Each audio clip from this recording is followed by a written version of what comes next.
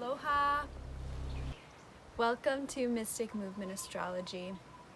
I'm your host, Lena Love, and I look forward to navigating the stars today with you, with our feet on the ground, soaking in all this delicious mana here on the island of Hawaii. We've had a rainy past couple of days, so I'm glad I can get outside today to film this video for you all. I just want to apologize for taking a few weeks off. I had some pressing concerns with school and some personal matters that were a bit intense, not gonna lie. But I am actually really excited to share these aspects with you today. Could have swore I heard something behind me.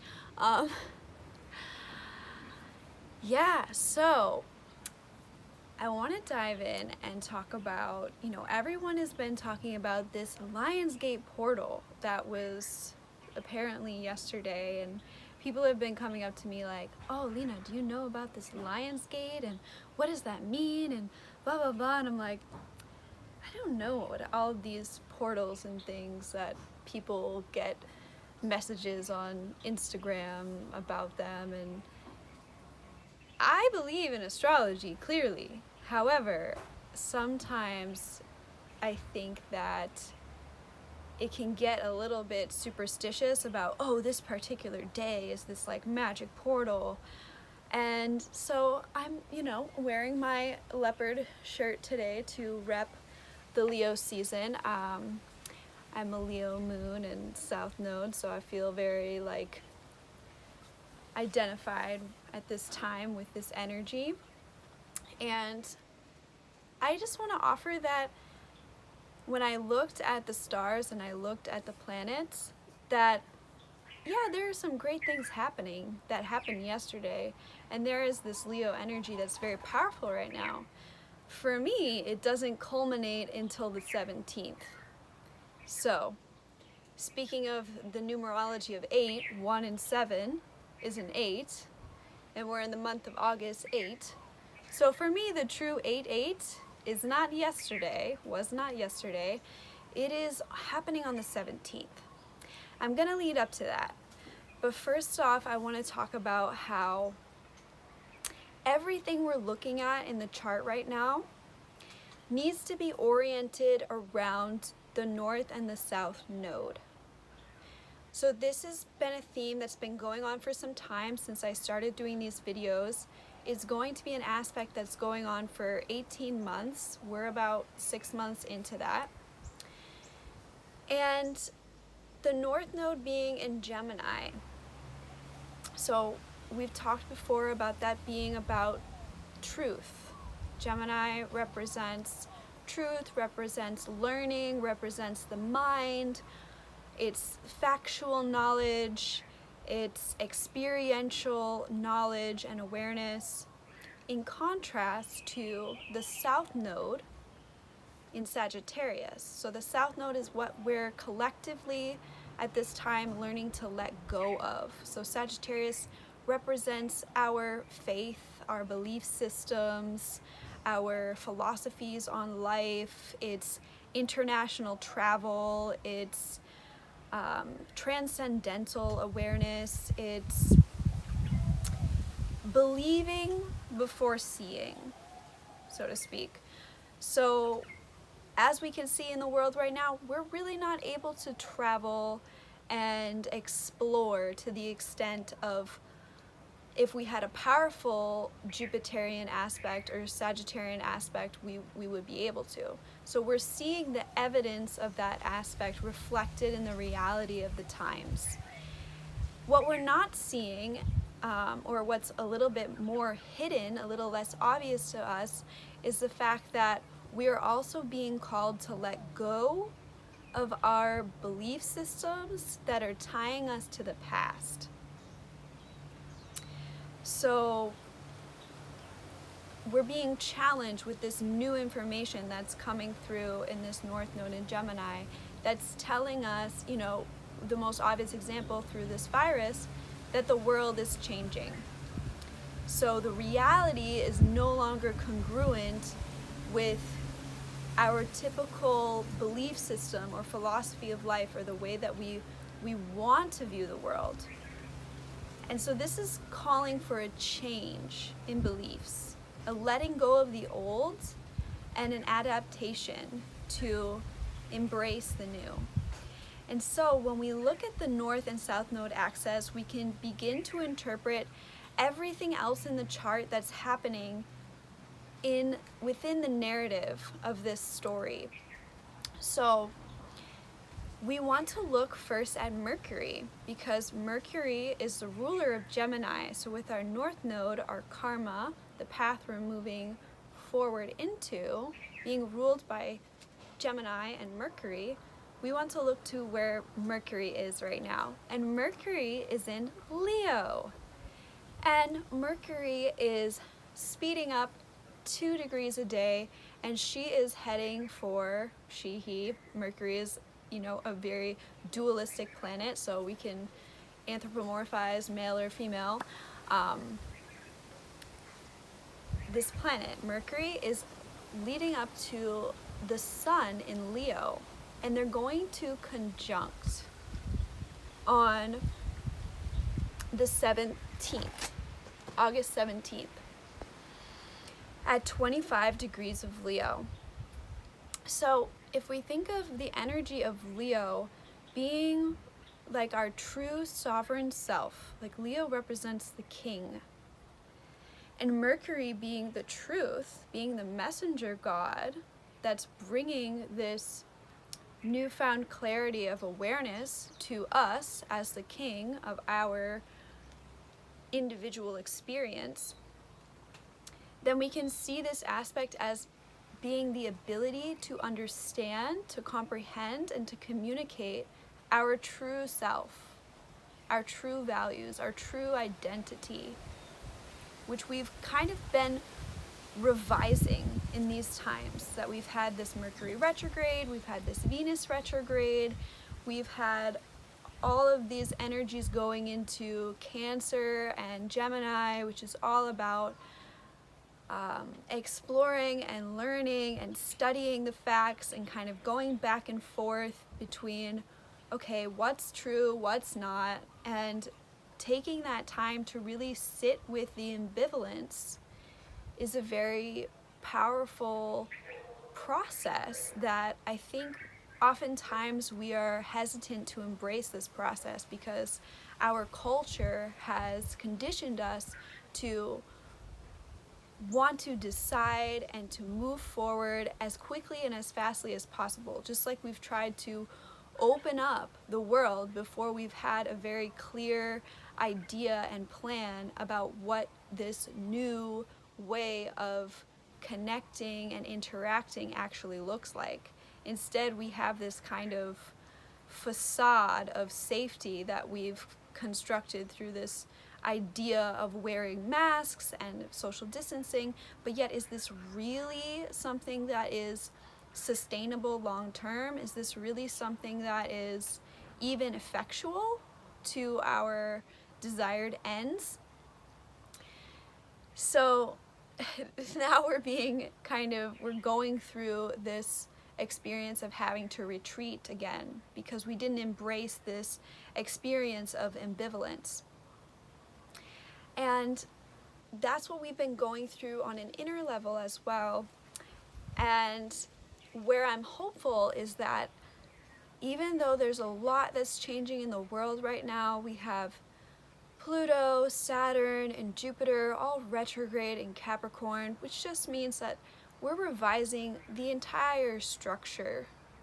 Okay, these are the planets that are not personal planets. These are collective planets that have very slow transits, and they reflect these big changes that are happening on a global scale. And we have very little control over this. And yet a lot of us seem to be hyper-focused on tuning into the play-by-play of this very slow-moving process. And I just want to encourage you to really go with the current here.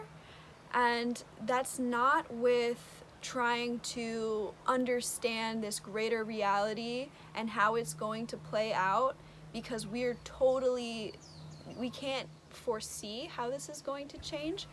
But what we can do is take this time to focus on what we can control, which is our own inner reality, our own personal experience at this time, and how we are reordering our own house, our own castle, in order to match our own true belief system that we can rediscover and uncover from letting go of those beliefs that have now been disillusioned by the reality, the facts Gemini, Mercury, is showing us. And so now when Mercury is going to come conjunct with the Sun, this is like our mind and our identity being on the same page. Okay, now what we're seeing is what we truly identify with and what we can truly back up and support with experience. I always say, as a teacher, and every great teacher I've ever had has said to me, don't take anything I say on faith or just blindly trusting the words that I'm sharing with you. Go and verify for yourself. Decide for yourself what is true. And that's very much reflecting what is happening right now in these times. So, expanding on other aspects with Mercury. Mercury on August 17th is also going to be trine Mars. And this is happening until the 18th. It will remain for at least a week after that. We're also having Sun and Moon in Leo conjunct. We also have trine to the South Node. So we have Mars in Aries, South Node in Sag, and Sun in Leo. So this is creating a trine, a grand fire trine. So when all of these fiery energies come together, this is a time of great transformation. So for me, this is the real Lion's Gate portal, is going to be on the 17th, because we have 1, 2, 3 planets in Leo, all around the same degree, trining 2 fire signs, the South Node, what we have to let go, and Mars, our will and our passion. And so this is a time to awaken to our true desire, our identity, and our feeling and our mind. There's going to be no way that you can lie to yourself on this day. And it's about moving forward. Mars is about moving forward and taking action. And Sun and Leo is about courage. So it's about moving forward with courage. I've talked about in my previous videos how we were in this very numinous space of the unknown for so long, with all of this Cancer energy and Venus being retrograde and Mercury being retrograde. And now we're at a time where there is still a lot unknown, but we have this courage and this fire to step forward into that darkness and to realize that it is not dark when we are carrying the light of our own truth and our own inner self-awareness and awakening to our self-purpose. That light will carry us forward into the unknown, and it casts away any fear or doubt. And that's what Leo does. Leo is the sign that is ruled by the sun, the most powerful planet in our solar system. And so the light of the sun at this time, with all these planets in Leo, has the power to melt away all of the pain that we've been processing, that we've been grieving. Necessarily, this was a part of the process. There's no regrets about everything that we've been through these past months. And what this day and this time is, of course, it's never just one day. This energy is going to carry out throughout Leo season, and it's going to change and evolve as we move forward. This is a part of a greater story. I just want to illuminate this chapter in the story as one of taking that energy of Leo, the energy of the leader, the energy of the artist, of the one who is self-created, the one who takes responsibility for all the people, the one who can't pass the buck to anybody else because they're at the top of the food chain. The lion's at the top of the food chain. So it's about taking responsibility for whatever happened in your immediate past or your distant past, and realizing how that served you. Even if it was something that you didn't want to happen, or it didn't happen exactly how you wanted it to. And maybe you're feeling some guilt or some sadness or like betrayal or any of these negative emotions. Now is the time to fully own up to your part in that, which brings me to another aspect that's really powerful at this time, which is Mercury, again our North Node ruler, trining Chiron. And this aspect is exact actually today, and it's going to carry us through until the 14th. And so this aspect is actually leading up to our great Lion's Gate on August 17th. And what we can do at this time in order to prepare ourselves for this great awakening of our true self that's going to push us forward with so much light and positivity that nothing will be able to stop us. If we truly use this energy with all its potential, it has the power to transform us, this grand fire trine, to really burn away all of the past that's been shackling us to identities and belief systems that are holding us down, that are keeping us weak and disempowered, and it's going to be a rebirth. And so with Mercury trine Chiron, what we need to do at this time, this week, before my next video, my challenge to you is to use this time to really acknowledge Mercury, your mind, your wound, Mars in Aries. This trine energy is connected, so we can see intellectually where we have been wounded in ourself. And I wrote down several ways in which Chiron and Aries can manifest, so that you have some ideas to locate how this might actually be manifesting within your unique situation. It can be a wounded ego. It can be overcompensating through needing external validation. It can be excessive self-blame, failing to acknowledge your past abuse and complexes that you've formed from these experiences. It can be self-rejection, self-loathing, denial, not trusting the self, not trusting your instincts. Aries is our instincts. So we have Chiron here for 7 years. We've just begun this transit. We're not even 6 months into it. And so this is definitely a major aspect that's happening, and to understand it better would be to see what house Chiron in Aries is going to be in for you for the next 7 years. And typically that's the area of life where you'll be experiencing this potential for growth and transformation. And it's going to be a little painful because Chiron is our wound. So why do we have Chiron in Aries for 7 years, whereas it's not in any of the signs for that long? Chiron is only in Libra for less than 2 years. So I believe that this is because we have the most work to do on ourselves.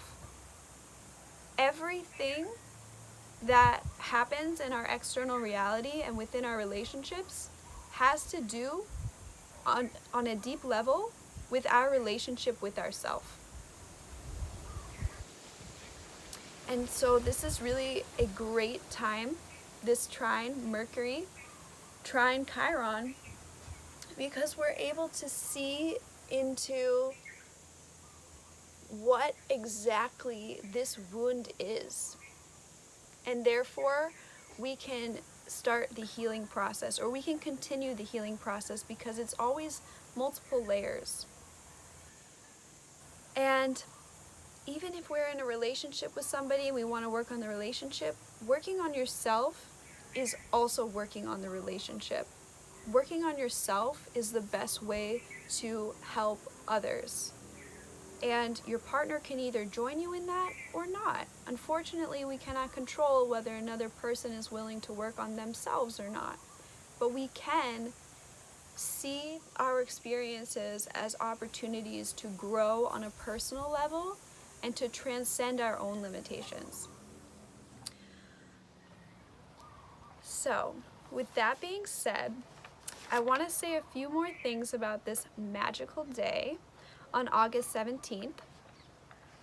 I want to share with you the Sabian symbol for 27 degrees Leo, which is going to be the conjunction point of the Sun and Mercury and the Moon. They're all going to be around 25, 26, 27 degree Leo. And 27 degrees Leo is the luminescence of dawn in the eastern sky. The luminescence of dawn in the eastern sky. So this signifies opportunities at the threshold of a new cycle. So truly, truly, this experience is a rebirth.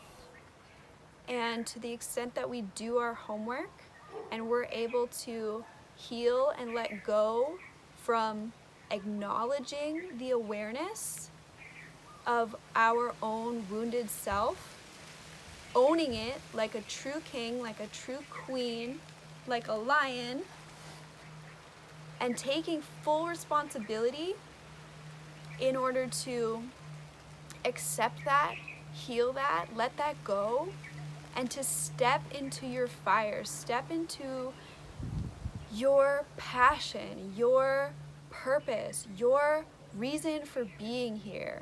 Not accepting what's easy or what's comfortable anymore. Like all of this Cancer energy we were dealing with made it really hard to transcend the emotions that were just felt good, felt comfortable, felt familiar.